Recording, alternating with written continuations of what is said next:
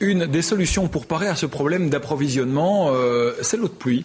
Il faut dire que cette eau de pluie, on l'utilise de plus en plus dans nos habitations, alors que ce soit pour les chasses d'eau ou pour nettoyer la voiture. Et quand on réfléchit, c'est vrai que c'est un petit peu stupide finalement de mettre de l'eau potable dans les WC. Ouais.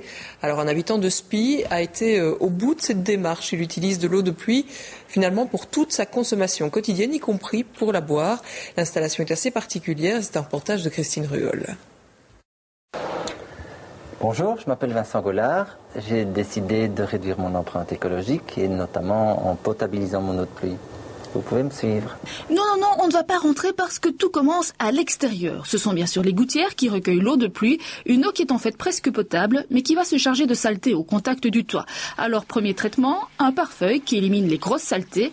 Et deuxième traitement, avant d'aller dans la citerne, un simple mousse pour retenir les poussières. En fait, c'est du mousse que j'ai récupéré du tapis à langer de mes enfants, parce qu'il est plus mince que le mousse que l'on vend avec le bac, tout simplement. Et je le nettoie, ça dépend de la saison, mais une fois tous les 3 mois, je vais dire. Et l'eau est déjà fort claire quand elle tombe dans la citerne. Enfin, dans les citernes, vu sa consommation d'eau, Vincent a fait installer 2 citernes de 7500 litres. Donc l'eau tombe d'abord dans la première citerne ici, qui est une citerne de décantation. Il y a un vase communicant au fond de la citerne qui alimente donc la deuxième, simplement par vase communicant, donc, dans lequel la pompe ira puiser. Grâce à cette pompe, l'eau arrive dans la maison. À ce stade, l'eau peut déjà servir pour le nettoyage et pour les toilettes. Pour les autres usages, elle va encore passer par des filtres. Il y a un premier filtre à sédimentation qui retient les particules supérieures à 25 microns, suivi d'un filtre au charbon actif qui est là pour retenir les résidus de pesticides, mais il n'y en a pratiquement pas, et ensuite contre les mauvaises odeurs et le mauvais goût. L'eau servira maintenant pour la lessive, mais aussi pour le lave-vaisselle, les bains et les douches. Contrairement à d'autres, Vincent estime en effet que l'eau n'a pas besoin d'être potable pour ses usages. L'eau n'est potabilisée que dans la cuisine grâce à ces 4 filtres spécifiques. Dans toute la maison, il n'y a qu'un seul robinet d'eau potable. Après tout, il n'y a que quand on avale que l'eau doit être potable. Et ça ne représente que quelques litres sur la journée.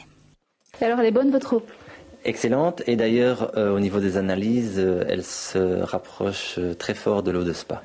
D'accord, mais les opérateurs publics qui s'occupent de l'eau, ils en pensent quoi? Le problème de la potabilisation à domicile est que cette potabilisation n'est pas contrôlée. Il faut savoir qu'en région wallonne, dans le domaine de l'eau potable, nous réalisons plus de 30 000 contrôles chaque année. Donc cette personne prend un gros risque en cas de dysfonctionnement de son système. Des considérations qui n'arrêtent pas Vincent, il surveille étroitement son système et puis surtout, il veut penser global et consommer local. La pluie tombe gratuitement directement chez lui, cela lui paraît du bon sens de l'utiliser. D'abord, j'ai de l'eau disponible ici qui court-circuite tout le traitement de l'eau de distribution, notamment l'adjonction de chlore. Ensuite, il y a l'acheminement qui consomme de l'énergie. Ici, je ne consomme plus qu'une fraction de cette énergie-là, c'est-à-dire l'énergie électrique pour la pompe. Et il faut voir en aval de ma maison, toute l'eau savonneuse principalement que je rejette, elle est 3 fois moins polluée qu'avant.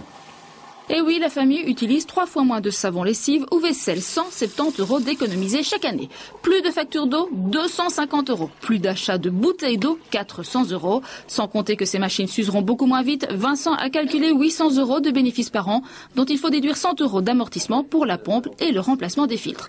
Enfin, il a fallu investir 5 000 € pour toute l'installation. 6 ans donc pour rentabiliser le système, mais évidemment, l'important n'est pas là. Prendre sa douche avec de l'eau de pluie chauffée par les panneaux solaires, ça me réjouit beaucoup au niveau de l'écologie. Et à ceux qui disent que ce n'est qu'une goutte d'eau dans la mer, Vincent répond qu'il veut réduire son empreinte écologique de toutes les manières possibles. Et voilà pour cette initiative particulière qui, cela dit en passant, se développe de plus en plus. Et quand il n'y a plus d'eau, eh bien on peut toujours ouvrir une petite bouteille de vin, pourquoi pas. Enfin, c'est pas très utile.